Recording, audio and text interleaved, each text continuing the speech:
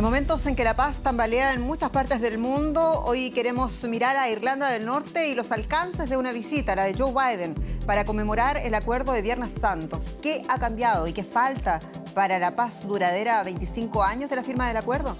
Lo veremos en esta edición de Noticias. Soy Jenny Pérez, aquí en Berlín. Destacamos: Joe Biden intenta promover la paz y nuevas inversiones a un cuarto de siglo de tratado de paz en Irlanda del Norte. En un discurso, Biden aseguró que no hay que olvidar que la paz se ganó con esfuerzo. El presidente de Brasil, de visita oficial en China, Luis Ignacio Lula da Silva, visita el gigante asiático con una nutrida agenda económica y financiera y con la meta de fortalecer los intereses comunes con el gobierno chino.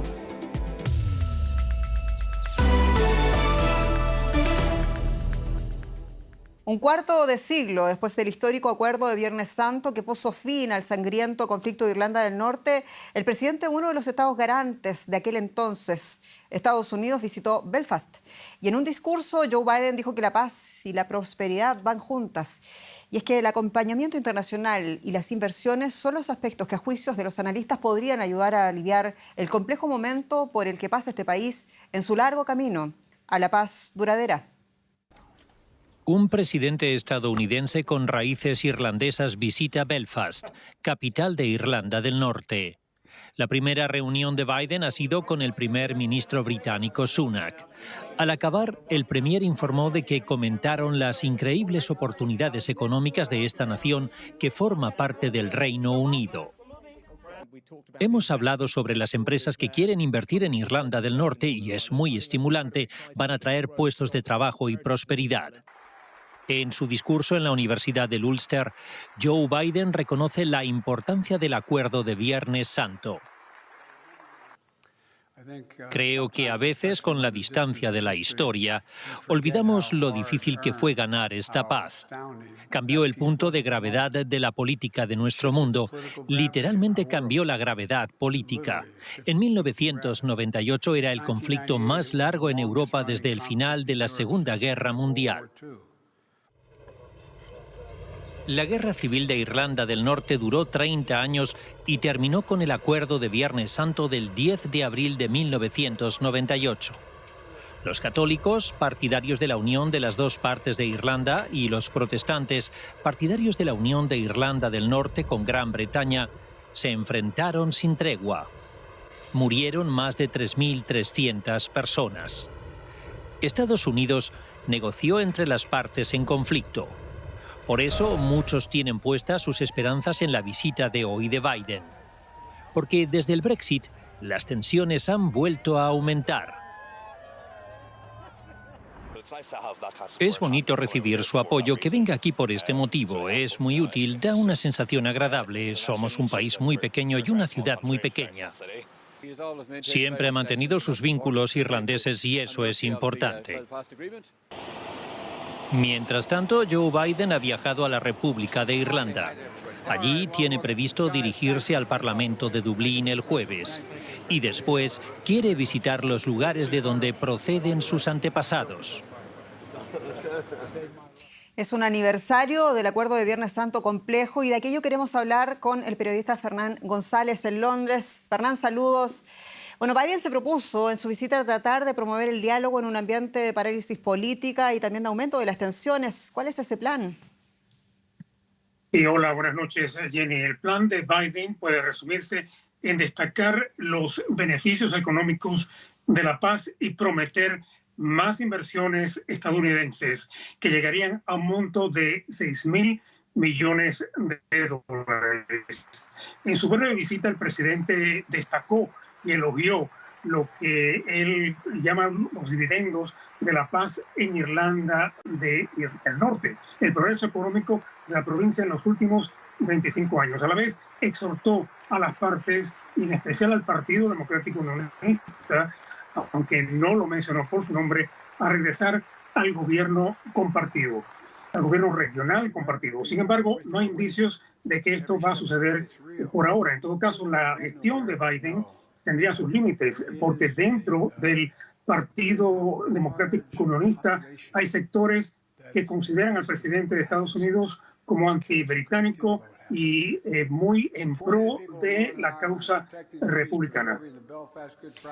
Y a todo esto, ¿qué sucedió con el plan de paz de Irlanda del Norte desde el Brexit? ¿Por qué tambalean, Fernán, los acuerdos de paz de los que también recordemos son parte de Estados Unidos y los acuerdos de Windsor? Sí, así es. Desde el Brexit resurgieron las tensiones en la provincia, tensiones que hacen frágil la paz que tan difícilmente se logró hace 25 años. Dejó de funcionar el gobierno regional compartido, que era un verdadero milagro después de décadas de violencia. Debido a la negativa del Partido Democrático Unionista de aceptar el protocolo para Irlanda del Norte del Tratado del Brexit, que en su opinión es lesivo al futuro de la provincia dentro del Reino Unido. Su posición es que el protocolo debe ser eliminado en su totalidad. Esto a pesar del acuerdo de Windsor, el acuerdo alcanzado entre el Reino Unido y la Unión Europea en febrero pasado para cambiar la forma en que se implementa este protocolo y así hacerlo más aceptable a los más fervientes partidarios del Brexit, entre ellos el Partido Democrático Unionista. Fernán González, muchas gracias. Un abrazo en Londres. Y en otras noticias, guardacostas italianos rescataron a 700 personas de una embarcación que naufragó en el mar Mediterráneo.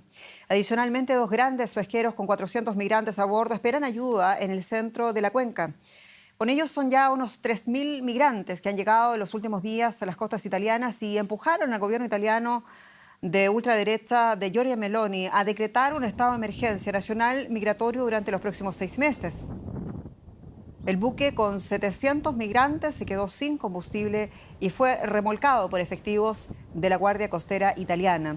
Protección Civil construyó 2 grandes estructuras en un antiguo centro de vacunación para su acogida temporal en Catania. Luis Ignacio Lula da Silva llegó a Shanghái, en donde comienza una visita de Estado para relanzar las relaciones con China, su principal socio comercial. El jueves, el presidente brasileño visitará el centro de innovación del consorcio Huawei, considerado además, recordemos, por Estados Unidos como una amenaza para su seguridad nacional. También participará en la toma de posesión de su aliada política de Dilma Rousseff como una nueva jefa del Banco de Fomento de los BRICS, el bloque al que pertenece Brasil, junto a Rusia, India, China y Sudáfrica. Lula se entrevistará el viernes con su homólogo chino Xi Jinping. Brasil y China y una historia de fuertes relaciones binacionales. Ampliamos con nuestro analista Adrián Foncillas en Pekín. Adrián, un saludo. Y bueno, la visita de una semana de Lula comienza en Shanghái con una marcada agenda comercial y de negocios. Decíamos cuáles son las claves a las que debemos prestar atención. Sí, Lula viene con 240 empresarios, es una cifra inaudita. Por ponerlo en contexto, Macron, el presidente francés, vino la semana pasada con 60 y ya aparecieron muchos.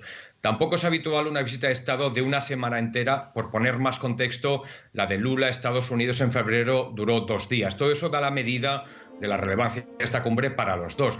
Sobre la jornada comercial, suelen ser bastante anodinas y mucho más noticiable que la firma de acuerdos, pero esta vez será diferente porque Lula tiene previstas 2 visitas de gran simbolismo y que sugieren ya el tono de la semana. La primera es a Huawei, como decías, que es la tecnológica china contra la que Washington ha lanzado una campaña para limitar su aplicación no solo en Estados Unidos, sino en todos sus países aliados. Y la segunda es al nuevo Banco de Desarrollo, el Banco de los BRICS, y que nació como alternativa al Banco Mundial y al Fondo Monetario Internacional, tradicionalmente dominados por Occidente. Y la nueva directora es Dilma Rousseff, que no es solo compañera de partido de Lula, sino que ayudó a crear ese banco.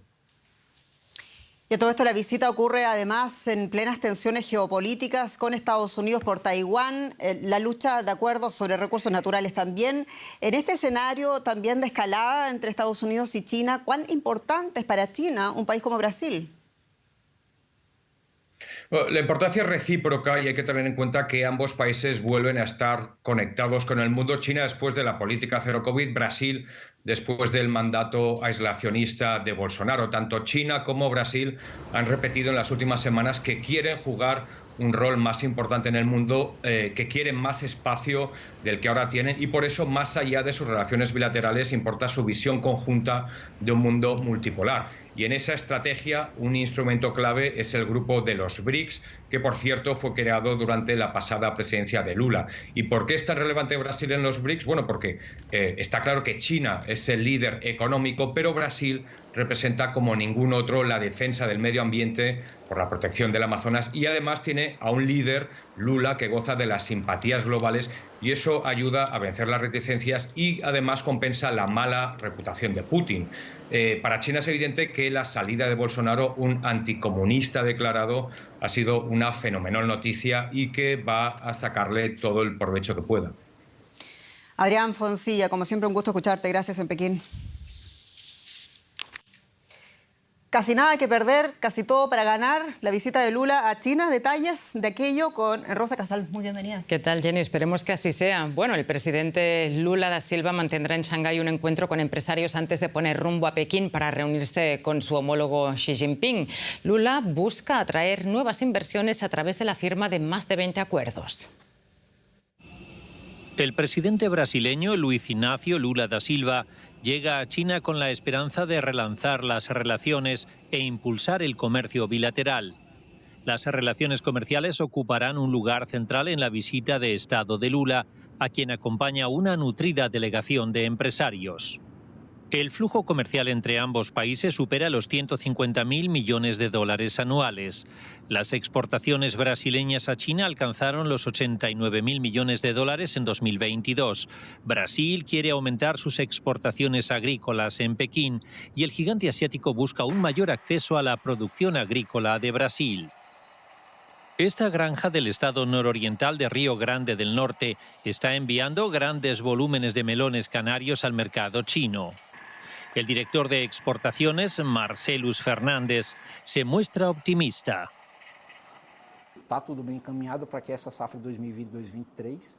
Preveemos que en la cosecha de 2023 exportaremos entre 100 y 200 contenedores por semana al mercado chino, sin considerar otros mercados asiáticos que también tienen interés en nuestros productos. El gobierno local de Río Grande del Norte busca expandir el comercio con China. Prevé incrementar la capacidad del puerto del estado, que actualmente tiene un tamaño limitado para el atraque y la carga de una gran cantidad de buques. La administración mantiene conversaciones con empresas de ingeniería chinas para expandirlo. Jaime Calado cree que la ampliación diversificará aún más las exportaciones a China. Será un puerto multimodal. Podríamos exportar nuestro mineral de hierro. Tenemos reservas probadas de 600 millones de toneladas de mineral de hierro. También producimos mucha sal y estamos exportando solo la mitad debido a la limitación de nuestro puerto. Además, se podrán exportar nuestros productos tradicionales como el melón y otras frutas. La visita de Lula busca abrir un nuevo capítulo en las relaciones entre Brasil y China. Ambos países buscan aprovechar al máximo el mercado mutuo en un momento sombrío en la economía mundial. Y vamos con un vistazo a Estados Unidos. La tasa interanual de inflación siguió allí bajando en marzo hasta situar un 5%, el nivel más bajo desde mayo de 2021. Sin embargo, en términos mensuales, los precios de consumo subieron una décima. El índice de la vivienda fue el que más contribuyó al aumento de los precios. Por el contrario, el precio de la energía bajó en un 3,5% y a nivel interanual cayó un 6,4%. El índice de alimentos se mantuvo sin cambios en marzo, pero acumula un aumento de un 8,5% interanual. Los datos de la inflación se conocen en un momento en el que se analizan si las constantes subidas de las tasas de interés por parte de la Reserva Federal tienen el efecto deseado de contención de precios. Wall Street abrió en alza el miércoles tras conocerse el dato de inflación de marzo. ¿Qué conclusiones extraerá la Reserva Federal? Ana Nieto, Bolsa de Nueva York. La inflación se reduce en Estados Unidos, pero la mayor parte de los analistas aún apuestan por una subida más de tasas de interés. ¿Por qué? Pues porque hay buenas noticias con respecto a la inflación, pero también hay otras que no son tan buenas. La buena es sin duda que la inflación de febrero del 6% se ha reducido al 5% en marzo y es una rebaja notable, aunque todavía queda bastante lejos del 2%, que es el objetivo de la Reserva Federal. En este mes pasado han caído los precios de los autos usados, de la energía y se ha estabilizado el de la alimentación. Incluso la cesta de la compra de los particulares se ha rebajado en 0,3 décimas. Pero, como se comentaba hace unos días por parte del Fondo Monetario Internacional, el problema es la inflación subyacente, que es muy tenaz. La inflación subyacente se calcula eliminando los precios de la energía y de los alimentos, que son muy volátiles. Y esta ha subido de febrero a marzo. Del 5,5% se pasa al 5,6%. Y es la primera subida entre meses que ha habido desde septiembre. El problema es que los precios de los servicios siguen subiendo, notablemente los de la vivienda. Pero hay otras cosas que están subiendo. Por ejemplo, los boletos de aviones. Cuesta un 4% más volar en marzo de lo que costaba en febrero. Y con respecto al año pasado, cuesta un 17,7% más. Madre mía. Bueno, Ana, otra cosa, también conocemos o están llegando noticias de la reunión del Fondo Monetario Internacional y el Banco Mundial. Hoy el fondo ha advertido del crecimiento de la deuda global. ¿Cuál es el diagnóstico del FMI? Pues desde el FMI se muestra una cierta preocupación porque la deuda pública global no hace más que crecer y está creciendo a un ritmo mucho mayor del que se esperaba antes de la pandemia. Y este crecimiento se debe al aumento de la deuda de países como Brasil, Japón, Turquía, pero muy notablemente Estados Unidos y China. De hecho, la deuda de Estados Unidos en este momento es del 120% del Producto Interior Bruto. La deuda global puede llegar al récord que se alcanzó en el año 2020 en el año 2028, en apenas 5 años. Lo que ocurre es que en el año 2020 se aumentó la deuda para atajar la crisis generada por la pandemia. Esa deuda se ha reducido después en 21 y 22 porque ha crecido la economía. El Fondo Monetario recomienda que los países tengan su casa fiscal en orden y que se preparen para las inevitables nuevas crisis o retos como el cambio climático. Muchísimas gracias, Ana. Nos vemos mañana. Adiós. Bueno, Jenny, y vamos con otras cosas. Estamos muy pendientes de la situación allá en Colombia. Es así, Rosa. Ayer las autoridades han registrado este miércoles caída de cenizas en los municipios colombianos de Villa María y Finlandia por cuenta del volcán Nevado del Ruiz, que sigue en alerta naranja. Esta alerta significa que una erupción es probable en términos de días o semanas. El último reporte indica que la actividad sigue muy inestable. Situado en el Parque Nacional de los Nevados, entre los departamentos de Caldas y Tolima, este volcán tuvo una erupción el 13 de noviembre del año 1985, causando la muerte de unas 20.000 personas. Las autoridades locales siguen en alerta y están avanzando en los protocolos de emergencia en caso de una eventual erupción. Y queremos naturalmente ampliar esta situación, lo hacemos con quien ven, con el profesor experto en vulcanología de la Universidad Nacional de Colombia, sede Medellín, profesor John Jairo Sánchez Aguilar, muy bienvenido. Hola, buenas tardes, un saludo cordial. Se mantiene la alerta naranja para las inmediaciones del Nevado del Ruiz. ¿Cuán inminente podría ser la erupción del volcán? Es correcto, el Servicio Geológico Colombiano ha indicado que como medida de precaución mantendrá el nivel de alerta naranja por varias semanas más. Esto pues tiene varias implicaciones. Una de ellas es que se mantiene la probabilidad de que la erupción ocurra o no, ¿cierto? En términos de esas semanas. Lo otro es que el nivel de alerta implica que se mantiene así porque aunque el número de sismos de fractura ha disminuido, la actividad cambió en los días recientes hacia señales que son indicativas más del movimiento de gases, líquidos y mezclas de estos componentes al interior del volcán, junto con emisiones de ceniza un poco más persistentes.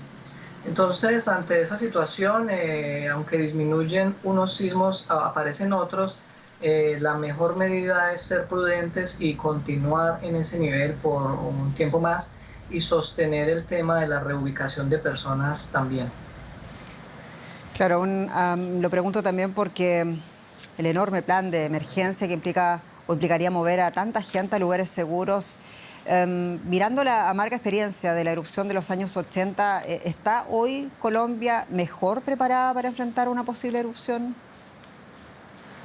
Sin duda, la experiencia dolorosa de hace 35 años, de hace ya prácticamente 40 años, cuando el Nevado del Ruiz causó más de 23.000 fatalidades, pues sirvió para muchas cosas, entre ellas la creación de un sistema nacional de atención de desastres, el establecimiento de 3 observatorios vulcanológicos, uno de los cuales está encargado del monitoreo de la situación del Nevado del Ruiz, y la experiencia adquirida ha terminado con la formación de muchos expertos que trabajan 24/7 en la vigilancia de este volcán.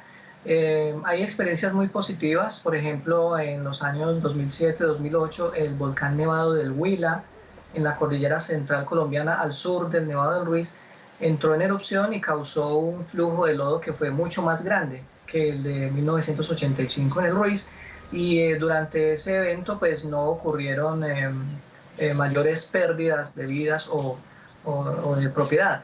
Entonces realmente la lección se ha aprendido y sí puedo decir con confianza que Colombia está mucho más preparada. Hay una complejidad, y es que los fenómenos volcánicos, las erupciones, son cuestiones que física y geológicamente son muy complicadas. Y si a eso le sumamos la complejidad y las reacciones del factor humano, pues entonces ahí tienes una situación bastante compleja para manejar. Profesor Sánchez, esperemos que el Nevado del Ruiz se mantenga sin erupción. Esperemos por el bien de Colombia que eso suceda. Muchas gracias en Colombia. Igualmente para ustedes, muchas gracias. Feliz tarde. Y de Colombia a Chile, donde la Cámara de Diputados aprobó un proyecto que pide al presidente Gabriel Boric a ofrecer disculpas en nombre del Estado chileno a Carabineros, que es la policía, por la ausencia de respaldo a esa institución. El proyecto, que enfrenta a la oposición y al gobierno, fue aprobado la víspera con 74 votos a favor y 63 en contra. Chile firmó la semana pasada nuevas leyes, asignó 1.500 millones de dólares para combatir el crimen en medio de una creciente percepción de inseguridad después de que el tercer oficial de la policía en menos de un mes fuera asesinado en servicio. Las medidas incluyen la criminalización de la extorsión, el aumento de las penas por secuestro y en algunos casos por posesión de armas de fuego. Y también aumenta las penas por delitos contra la policía y le otorga mayores atribuciones en el uso de la fuerza. Bueno, grupos de derechos humanos temen que esta ley última podría aumentar el abuso policial y la impunidad.